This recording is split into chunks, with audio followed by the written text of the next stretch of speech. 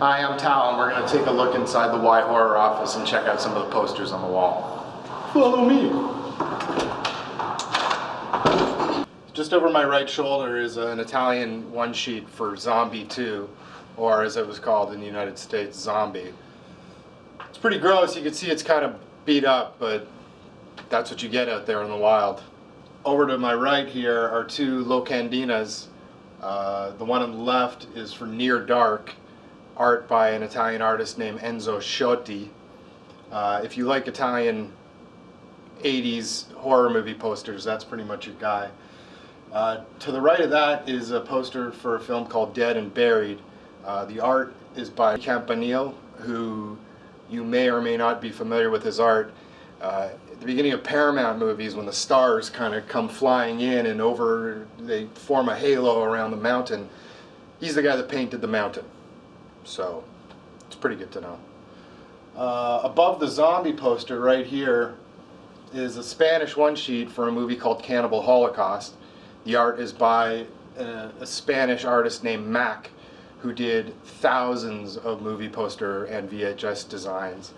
It's a pretty controversial poster around here, I'm not going to lie. To the left of the Cannibal Holocaust poster is a poster for a film called Maniac. Also a pretty controversial design. In fact, when the film was coming out in the States, there were people protesting the movie. Feminist groups were protesting the film Maniac.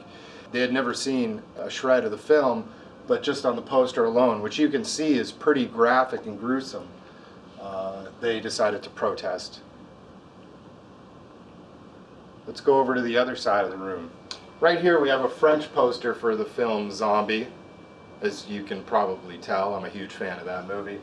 Of interest, because there aren't many posters being made anymore of the Twin Towers. I mean, it's kind of a morbid idea when you think about it after the fact. And the art is by Michel Landy, who's a very prominent name in French poster illustration.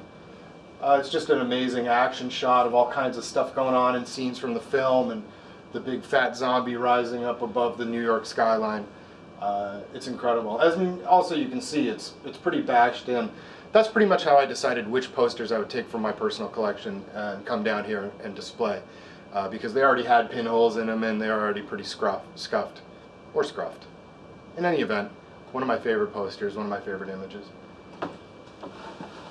Right here is an Italian poster for George Romero's Day of the Dead. This is a two-sheet or a duo fogli, because it's the size of two one-sheets, more or less.